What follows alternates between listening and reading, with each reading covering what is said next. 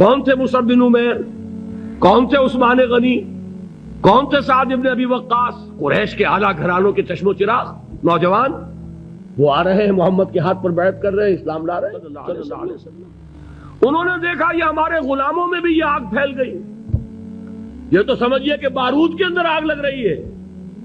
یہ ابھی تک تو کانے تھے جو ظلم ہم کر رہے تھے اس پر، لیکن ان کے اندر اگر یہ ایمان اور اسلام کی دعوت اور تحریک ان میں پھیل گئی تو ہمارا اقتدار اور ہمارا یہ پورا نظام جو ہے یہ چوپٹ ہو جائے گا۔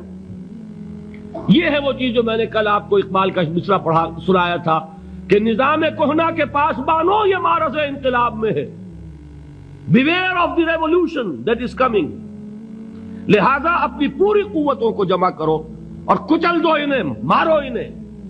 یہ کام شروع ہوا ہے سن 5 سے، بلکہ 4 کہنا چاہیے، 4 سے لے کر 12 تک 8 برس اس کو کہتے ہیں پرسیکیوشن، فزیکل پرسیکیوشن، تشدد، مار پیٹ، جلانا، دہتے ہوئے انگاروں پر لٹانا، فاقے رکھنا، بھوکے رکھنا، ان کو ڈال دی گئی زنجیریں، گھروں میں بند کر دیا گیا نوجوانوں کو۔ حضرت عثمان کو چچا نے ان کے ایک چٹائی کے اندر لپیٹا اور دھونی دے دی، دم گھٹ رہا ہے، جان نکل رہی ہے۔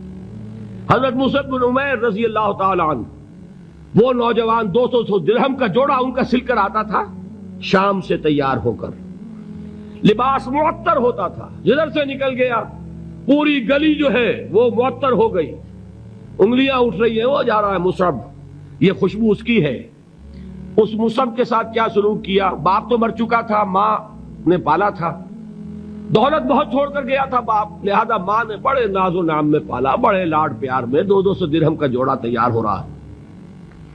لیکن یہ کہ آپ کو معلوم ہے عرب کے اس معاشرے میں عورت کی کوئی حیثیت نہیں تھی، ماں کا اختیار نہیں تھا، چچا تھا اب سربراہ خاندان کا۔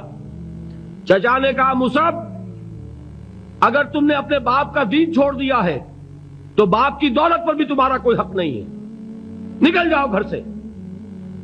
اس نے یہ سوچا تھا کہ مصعب کے ہوش ٹھکانے آ جائیں گے، دن میں تارے نظر آ جائیں گے، ناز و نام میں پلا ہوا گھر سے نکل کے جائے گا کہاں، یہ سارا نشہ جو ہے توحید کا یہ حیران ہو جائے گا۔ حضرت مصعب کا جواب بالکل برعکس تھا، اچھا ٹھیک ہے چچا جان میں گھر چھوڑتا ہوں۔ وہی بات جو کبھی کہی تھی ابراہیم نے، باپ نے کیا کہا تھا؟ واجرنی ملیہ، جاؤ چلے جاؤ، دفع ہو جاؤ میری نگاہوں سے۔ حضرت ابراہیم نے کیا جواب دیا تھا؟ سلام علیک ساستغفر لک ربی انہ کان بی حفیہ۔ اچھا ابا جان آپ کا حکم یہی ہے تو میں چلتا ہوں، آپ پر سلامتی ہو، میرا رب مجھ پر بڑا مہربان ہے، میں اس سے آپ کے لیے استغفار کروں گا۔ چل دی، یہی جو ہے حضرت ابراہیمی کی نسل ہے نا قریش۔ آج ابراہیم کے ایک بیٹے کے ساتھ وہی معاملہ ہو رہا ہے مصعب کے ساتھ، اور مصعب چلنے کے لیے تیار ہو گئے۔ چچا نے سوچا، میں سمجھتا تھا کہ ہوش ٹھکانے آ جائیں گے، یہ تو تیار ہو گیا نکلنے کے لیے۔ غصے میں آ کے اگلی بات کہی، یہ کپڑے جو پہنے ہوئے تم نے یہ بھی اسی مشرک باپ کی کمائی کے ہیں، اتارو ان کو۔ وہی کپڑے اتارے، مادر زاد برہنہ گھر سے نکالے گئے۔ ماں کے پاس پہنچے، ماں نے آنکھوں پر ہاتھ رکھے، مصعب کیا ہوا؟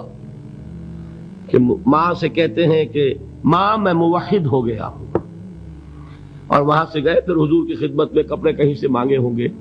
یہ مصعب ہیں 200 درہم کا جوڑا پہننے والے۔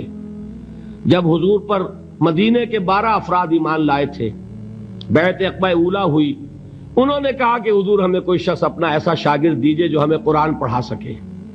حضور نے حکم دیا مصعب جاؤ، اب مدینے جاؤ، یثرب جاؤ، یثرب والوں کو قرآن پڑھاؤ، انہیں تبلیغ کرو۔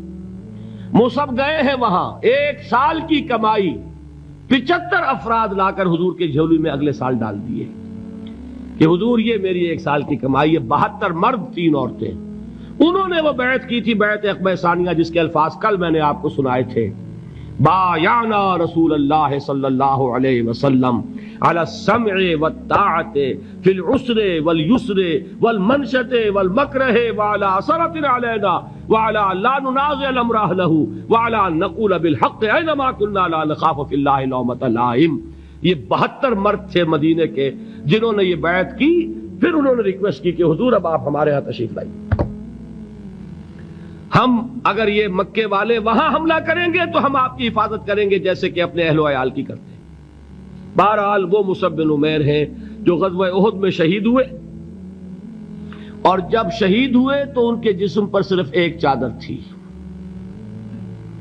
ایک بات تو یہ نوٹ کیجئے، موضوع سے ذرا بات تھوڑی ادھر ادھر جا رہی ہے، لیکن یہی چیزیں ہیں اصل میں کہ جو ہمارے دلوں کو منور کرنے والی ہیں نور ایمان سے۔